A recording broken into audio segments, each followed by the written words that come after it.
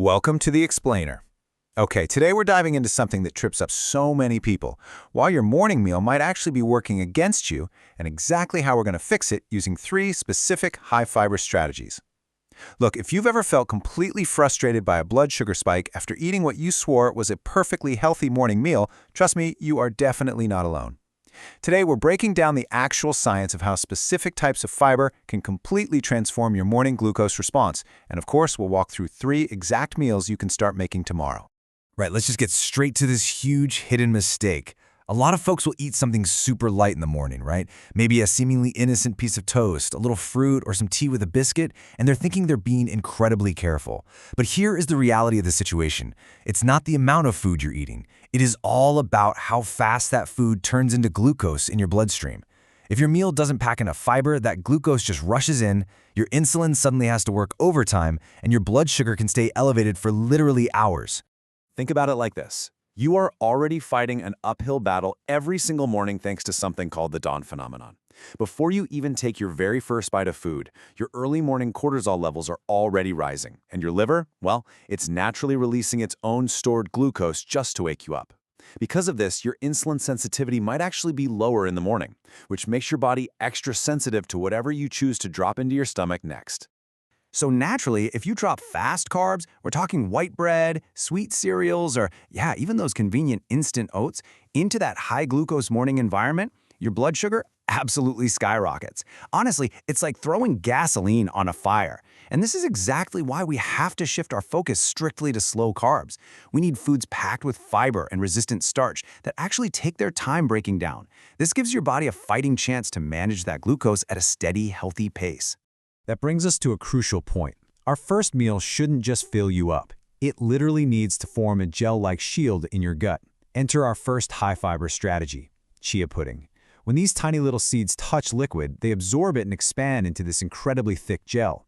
Once that's inside your digestive tract, the gel acts like a physical barrier. It slows down digestion, it severely delays glucose absorption, and it creates this really smooth, gentle rise in blood sugar instead of a sharp, dangerous spike. But the real magic here is how chia pudding actually sends metabolic signals throughout your entire body. By feeding the good bacteria in your gut, the fiber in chia seeds helps support your body's natural release of GLP-1. Now, GLP-1 is a crucial hormone involved in blood sugar regulation and keeping you full. It slows down stomach emptying and dramatically reduces those intense mid-morning cravings for, biscuits or sweet tea. So you're not just eating, you're actively sending a signal to your body to regulate itself. Just look at these numbers for a second, because they're pretty staggering. In just 2 tablespoons of chia seeds, you are getting 10 grams of fiber. That is a massive 35% of your daily recommended fiber in one tiny little serving. I mean, you'd have to eat bowls and bowls of regular cereal to get anywhere near that. And because almost all the carbohydrates here come straight from fiber, you're left with only about 2 grams of net carbs. This gives chia seeds a near-perfect, incredibly low glycemic index of close to 1. Plus, you get the bonus of heart-healthy omega-3 fats. It's a total win. And making this stuff? Incredibly simple. You just mix 2 tablespoons of chia with 3/4 of a cup of unsweetened almond or soy milk, let it sit in the fridge for a bit, and then top it with some cinnamon and a handful of berries. But listen, here is the absolute key. You have to completely avoid sweetened milks, honey, or syrups. Adding those will instantly turn this powerful diabetic-friendly breakfast right back into a sugar-heavy mistake. Oh, and keep the portion to exactly 2 tablespoons of seeds since they are pretty calorie-dense. Okay, but what if chia just isn't your thing? Well, let's take a notoriously tricky breakfast food, oatmeal, and upgrade it so it finally works for you, not against you. So many people eat those heavily processed instant oats that are just loaded with flavor packets, and then they wonder why their blood sugar is spiking.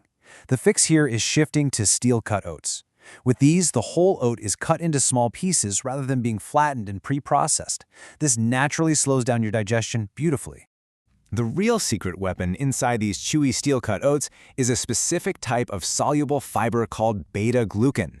Very much like our chia seeds, beta-glucan forms a thick, viscous gel right in your gut. But what's phenomenal about this one is that alongside slowing down glucose absorption, this gel actually traps cholesterol in your digestive tract, actively helping to lower your LDL cholesterol. So it's essentially a breakfast that protects your blood sugar and your heart health at the exact same time.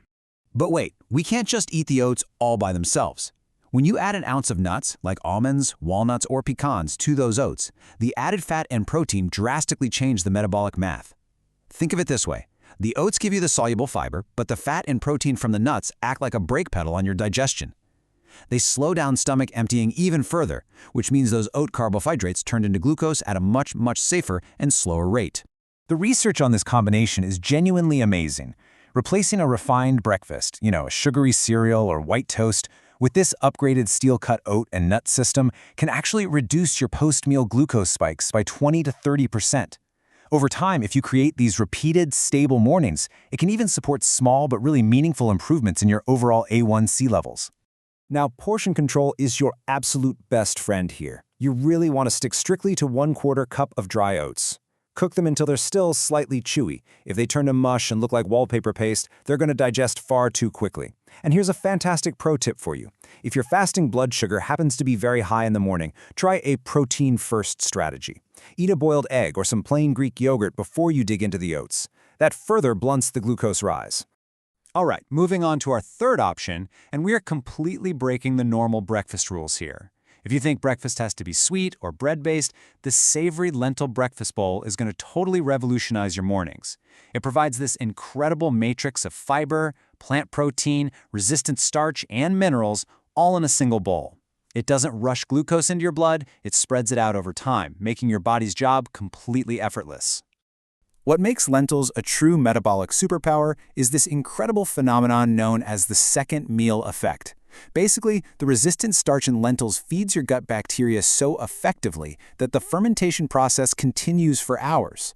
What this means in practice is that eating lentils at 8 a.m. actually helps control your blood sugar when you sit down for a completely different meal at 1 p.m. You are literally hacking your lunch at breakfast. How cool is that?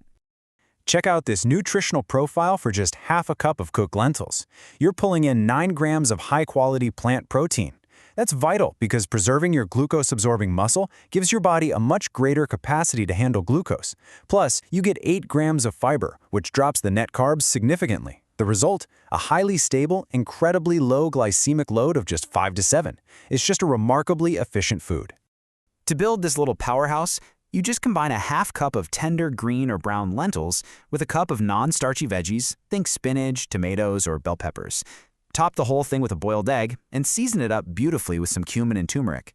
And here's a secret little trick. If you cook your lentils ahead of time, let them cool down in the fridge overnight, and then reheat them, you actually increase that resistant starch even more. It is an incredibly filling, savory way to kick off the day. Now, before you run off and completely overhaul your mornings, please just keep these gentle cautions in mind. Fiber acts a lot like a sponge, right? So you absolutely must drink plenty of water.